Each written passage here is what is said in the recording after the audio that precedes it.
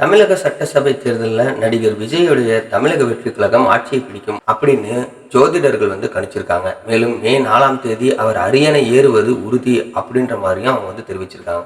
தமிழக சட்டசபை தேர்தல் வாக்குப்பதிவு முடிஞ்சு ஒட்டுமொத்த மாநிலமும் மே 4ஆம் தேதி வெளியாகும் ரிசல்ட்டுக்காக காத்துக்கிட்டு இருக்காங்க.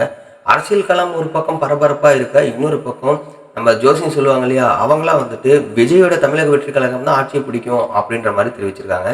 ஸோ அதை பற்றின ஒரு சின்ன அலசல், அதாவது விவாதங்கள்லையும் சரி, அதே மாதிரி எக்ஸிட் போல்லையும் சரி 20 சீட்டை இவர் தாண்ட மாட்டார் அப்படின்ற மாதிரி சொல்லிட்டு இருக்காங்க. இன்னொரு பக்கம் ஜோதிடர்களும் ஆட்சி அமைப்பது உறுதி, கிட்டத்தட்ட 144 சீட்டு இவர் ஜெயிப்பார் அப்படின்ற மாதிரி சொன்னதுனால அரசியல் வட்டாரங்களில் சரியான பீதி ஏற்பட்டிருக்கு. பிரபல ஜோதிடரான செல்வியும் விஜயோட ஜாதகத்தை ஆய்வு செஞ்சதுக்கப்புறம் ஒரு முக்கியமான விஷயத்தை சொல்லியிருக்காரு. விஜயோட ஜாதகத்தில் நீச்சபங்க ராஜயோகம் நடக்குது அப்படின்றதுனால கண்டிப்பா சக்கரவர்த்தி யோகம் அவருக்கு இருக்கு. ஒரு சாதாரண நிலையிலிருந்து மிக உயர்ந்த நிலையை அடைவது தான் இந்த யோகம் அப்படின்றதையும், வயது கணக்கை பார்க்கும்போது 52 வயசுக்கு அப்புறம் அசூர பலத்தை அவருக்கு கொடுக்கும் அப்படின்றதையும் அவர் தெரிவிச்சிருக்காரு. அது மட்டும் இல்லாமல் மே 4ஆம் தேதி நாடே எதிர்பாராத ஒரு முடிவு வரப்போகுது, அது விஜய்க்கு சாதகமாக தான் இருக்கும் அப்படின்றதையும் அவர் வெளிப்படுத்தியிருக்காரு.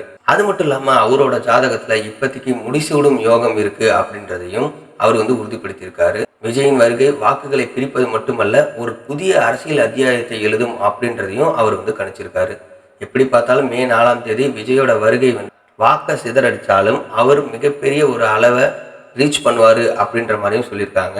ஸோ மே 4ஆம் தேதி நம்ம பொறுத்திருந்து பார்க்கலாம். விஜய் வின் பண்ணுறதுக்கான வாய்ப்பு இருக்கா அப்படின்ற உங்களோட கருத்தையும், யார் ஆட்சி அமைச்சா நல்லாயிருக்கும் அப்படின்றதையும் கீழே கமெண்ட் பாக்ஸில் மறக்காமல் தெரிவிங்க.